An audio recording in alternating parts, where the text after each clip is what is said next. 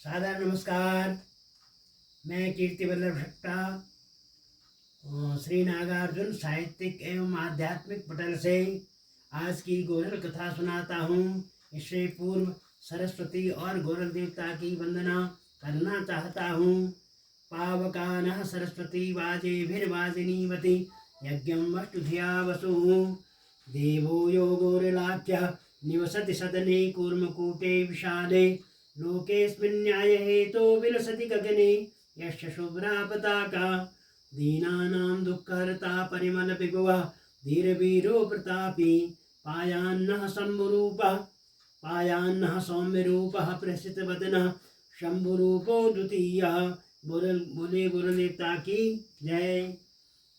अब जो कल की कथा सुनी थी कि राजा हालिला जो है कन्या की तलाश में कलिंगा के आश्रम में पहुंच गए हैं और कलिंगा भी यह सोच रही है कि जिस पुरुष को मैंने स्वप्न में देखा यही बड़ी आश्चर्य की बात है कि वह इस मेरे आश्रम में किस प्रकार से आ गए और मैं उनको किस प्रकार से उनका स्वागत करूं।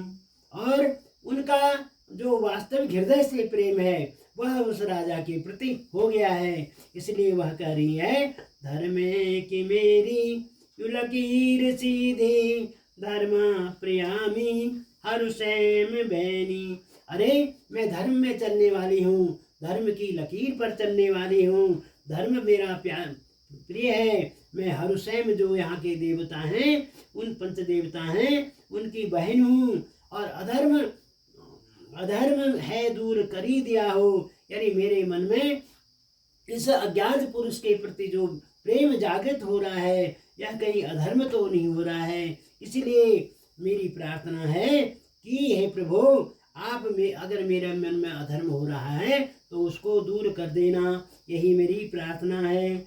अब कह रही है, बैठो महाराज करो मैं योई सत्कार तुमरो कुटिया सजैबे नया च कोई भली चीज जैले सेवा करी जाओ अतिथि जनों की। वह उनसे कह रही है, हे महाराज आप बैठिए, मैं आपकी इस सजी हुई कुटिया में बैठिए, मैं आपका सत्कार करती हूँ, परंतु मेरी इस कुटिया में ऐसी कोई भी वस्तु नहीं है जिससे कि मैं अतिथि का सत्कार कर पाऊँ।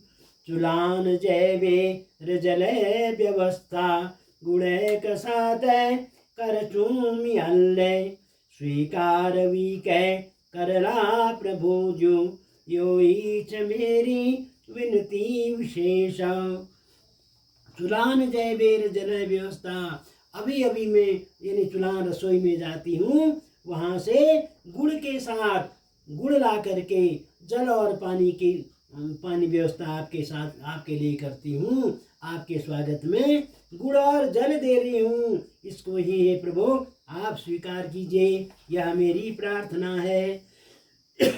जले कली जी जब गैच कन्या नृपय कभित्र बड़ी गोच सोच हुने लिखे की कुलवंश कियो बाने विधाता बतला दिया हो। अब जो ही वह कन्या जो है गुड़ और जल लेने के लिए अपनी रसोई में जाती है तो उसी समय राजा के मन में भी सोच पड़ जाता है। वह सोचता है उन्हें लिखे की कुलवंश कियो बाने विधाता बतला दिया हो। भगवान से प्रार्थना कर रहा है कि हे विधाता मुझे ऐसा बता देना कि यह जो सुंदर कन्या है इसका कुलवंश क्या होगा। क्षत्रिय सभ्य गुण देख छूमी ये मैं भरिया सबनी कनिका तबैत मेरो मन या रमी गो फुरैन लागी यु बुझाच मेरी। अरे मैं तो क्षत्रिय के समस्त गुण इसमें देख रहा हूँ। क्षत्रिय के जो गुण होते हैं, क्षत्रिय का जो वीरत्व होता है, क्षत्रियों की जो दया होती है, क्षत्रियों का जो धर्म है, वह सब इसमें भरा पड़ा मुझे लग रहा है। और इसको देखते ही फुरैन लागी भुजा में, और मेरी जो दाहिनी भुजा है वह भी फड़क रही है। युवान मेरी बनी जो विधाता रानी नवेली भली आठवीं हो, आठवां हो। बन से दुयो का मिल जो मेरी, प्रभु मने की कुछ काम ना हो। यह वह हाजरा सोच रहा है कि हे प्रभु, यह जो सुंदर कन्या है, यह मेरी, यही इसी के साथ मेरा विवाह हो, यह मेरी 8वीं रानी बन जाए, जिससे हम दोनों का वंश चले।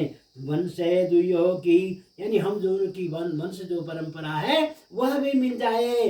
क्योंकि ऐसा कहा गया है, मित्रता जो है, यानी मित्रता जो है समान से करनी चाहिए, विवाह भी हमेशा समान से करना चाहिए। बैर प्रीति